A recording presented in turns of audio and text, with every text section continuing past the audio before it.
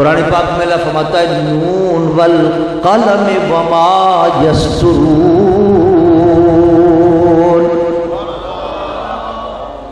ہمیں قلم کی قسم اور وہ جو لکھتے ہیں اس کی قسم۔ اب قسم کھائی جاتی ہے محبوب ترین چیز کی، عظمت والی چیز کی، اہمیت والی چیز کی۔ ہر کس قسم بداچے عزیز است می خورد،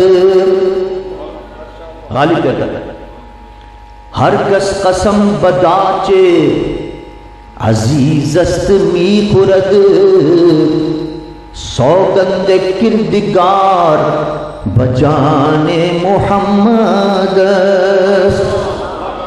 ہر ایک اس کی قسم کھاتا ہے کہ اس کو بہت پیارا ہوتا ہے، بہت محبوب ہوتا ہے۔ اس کی اہمیت بیان کرنے کے لیے، اس کی عظمت بیان کرنے کے لیے، اس کی شان بیان کرنے کے لیے قسم کھائی جاتی ہے۔ یہاں رب کائنات قسم کھا رہا ہے قلم کی۔ قلم عام پہلے زمانے کے میں تو سرکنڈوں کا بنتے تھے قلم، آپ کے کھیت کے اندر وہ لکڑی ہوتی تھی سرکنڈا جسے کہتے ہیں، اس کے قلم بنتے تھے، اس سے تختی پہ لکھا کرتے تھے ہم لوگ۔ اب بتائیے سرکنڈے کی کیا حیثیت ہے؟ لکڑی بھی کوئی اچھی قسم کی اعلیٰ لکڑی ہو، کوئی دیار کی لکڑی ہو، ساگوان کی لکڑی ہو، کئی ہزار فٹ آتی ہے وہ، اور یہ تو سرکنڈا ہے جو عام کھیتوں میں اگتا ہے۔ اس سرکنڈے کا اگر قلم بنا لیا جائے تو وہ بھی اللہ کو محبوب ہو جاتا ہے، اور اس کا یہ مقام ہوتا ہے، اس کا یہ مرتبہ ہوتا ہے کہ اللہ قرآن میں اس کی قسم ارشاد فرماتا ہے کہ یہ علم دینے کا ذریعہ بنتا ہے۔ قلم کے ذریعے لکھا جاتا ہے، اب وہ لکھا ہوا پڑھتے ہیں، شاگرد پڑھتا ہے، عالم پڑھتے ہیں، اسی کتابت سے اسے قلم سے لکھا جاتا ہے نا۔ تو اس علم جو آپ تک پہنچا وہ اس سرکنڈے کے ذریعے پہنچا، اس پلاسٹک کے قلم کے ذریعے پہنچا۔ معمولی سے پلاسٹک کا قلم، معمولی سے سرکنڈے کا قلم اگر وہ علم دینے کا سبب بنتا ہے، اس کے ذریعے علم پہنچتا ہے، وہ بھی اللہ کو محبوب ہو جاتا ہے۔ تو وہ انسان جس کے سینے کے اندر علم بھی محفوظ اور علم بھی دوسروں کو دے، اس کا پھر کیا مقام اور مرتبہ ہو۔ یہاں عالم کی عظمت بیان کی جا رہی ہے قلم کی قسم کھا کر کہ جب یہ قلم عظمت والا ہو گیا، یہ بے جان چیز ہے، بے حیثیت ایک معمولی سی لکڑی ہے، لیکن عزت والی ہو گئی، عظمت والی ہو گئی اگر علم دینے کی وجہ سے، اس کے ذریعے علم کا سبب بن گئی۔ تو جو عالم جس کے سینے کے اندر علم مصطفیٰ محفوظ ہو اور پھر وہ دوسروں کو دے بھی رہا ہو، قلم کی طرح دوسروں کو سکھا بھی رہا ہو، وہ بھی پھر اللہ کا محبوب ہو جاتا ہے۔ محبوب چیز کی قسم کھائی جاتی ہے۔ اللہ فرماتا ہے یہ میرا محبوب ہو گیا ہے، اور محبوب بھی اتنا محبوب ہوتا ہے کہ قیامت کے دن عالم جب جانے لگے گا تو اس کو روک دیا جائے گا جنت کے دروازے پر۔ یہ ہے اس کی محبوبیت کا مقام۔